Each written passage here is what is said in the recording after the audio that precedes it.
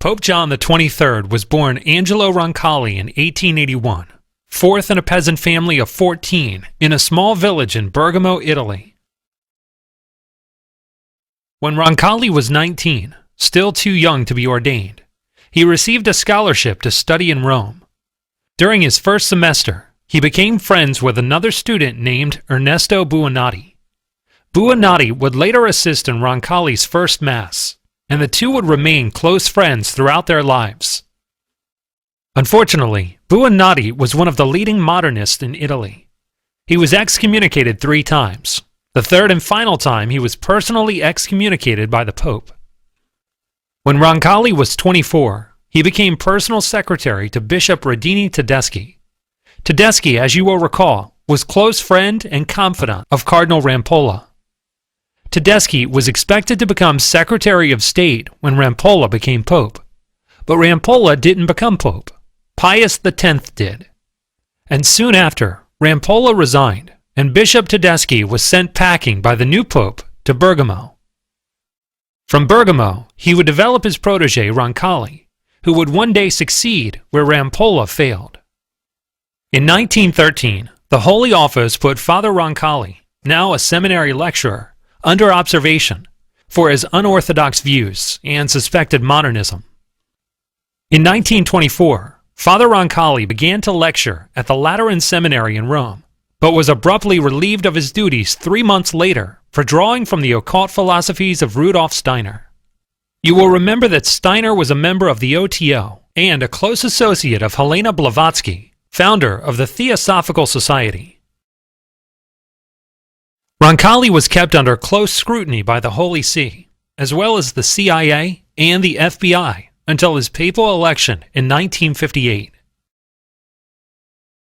Upon his election, Roncalli would take the name John the 23rd. This would not seem unusual to the average person. However, there was in fact another very infamous papal impostor named John the 23rd, who reigned from 1410 to 1415. So infamous, in fact, that no pope had chosen the name John in well over 500 years. Hardly a name a man with known connections to modernism and the occult would choose to quell scrutiny. Maybe this name was meant to tell us something.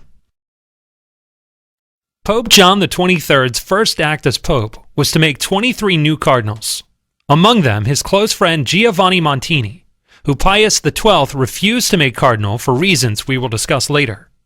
Montini would become Pope Paul VI in 1963.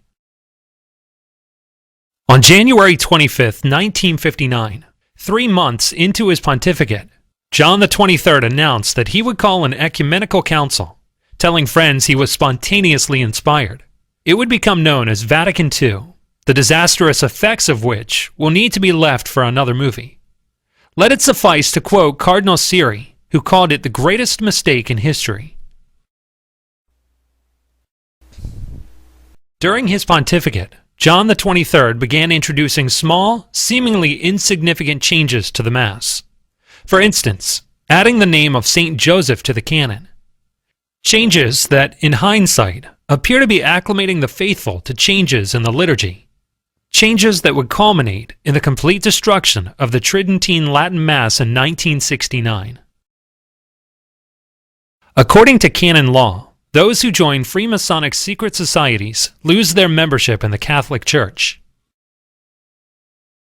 Those who join Masonic sects or other societies of the same sort, which plot against the Church or against legitimate civil authority, incur ipso facto an excommunication. Milanese journalist Pierre Carpi claims to have absolute proof that while Roncalli was in Istanbul as apostolic delegate, he was instituted into the 18th or Rosicrucian degree of Freemasonry. He gives plenty of details in his book The Prophecies of John the 23rd, including the fact that Roncalli took the name Johannes at his initiation.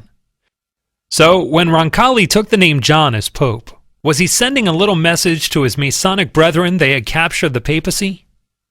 After his posting to Paris, members of the Presidential Guard Républicain reported that Roncalli, dressed in street clothes, regularly attended the Thursday evening meetings of the Grand Orient Masonic Lodge.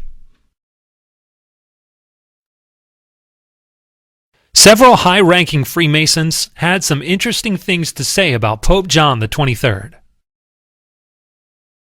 The sense of universalism that is rampant in Rome is very close to our purpose of existence. With all our hearts, we support the revolution of John the 23rd. Yves Marcedon, 33rd degree Scottish Rite Freemason. I know Cardinal Roncalli very well. He is a deist and a rationalist, whose strength did not lie in the ability to believe in miracles and to venerate the sacred. High-ranking Freemason, Carl Jacob Burckhardt.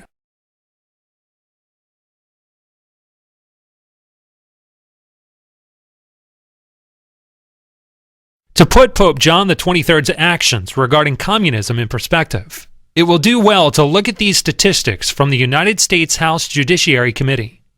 Between 1917 and 1959, the number of Catholics murdered by Soviet regimes breaks down like this: 2.5 million faithful, 12,800 priests and monks, 55 bishops, imprisoned or deported, 10 million faithful, 32,000 priests, 199 bishops. In addition, roughly 16,000 priests were forced to abandon the priesthood.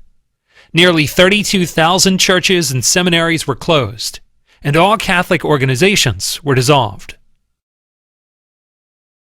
With that information firmly planted in your mind, try to comprehend the following facts about John the 23rd. On his 80th birthday, John the 23rd received a telegram from the Soviet leader Nikita Khrushchev, congratulating him and wishing him good health and success in his noble aspirations for peace on earth. On March 6, 1963, John the 23rd received Nikita Khrushchev's son-in-law and daughter at the Vatican in a private meeting arranged by Italian Communist Party Secretary Palmiro Togliatti. This well-publicized visit earned the Communist Party in Italy an extra 1 million votes in the national election. John the 23rd also invited communist observers to attend the Second Vatican Council with the solemn promise that there would be no criticism of communism. And in fact, those fathers that did attempt to do so were politely told to sit down and be quiet. Here is just one of John the 23rd's favorable remarks towards communism. I see no reason why a Christian could not vote for a Marxist if he finds the latter to be more fit to follow such a political line and historical destiny. French Communist Party leader Maurice Thorez sent a glowing report about Roncalli to the Kremlin. Roncalli was an ideal prelate. He understood Marxism like a Marxist, and if the Communist Party had not been sponsoring a program of militant atheism, he might have been the best Christian comrade in the Roman Catholic Church.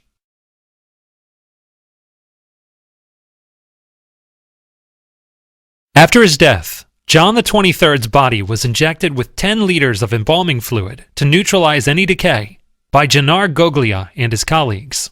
His body was also covered with wax.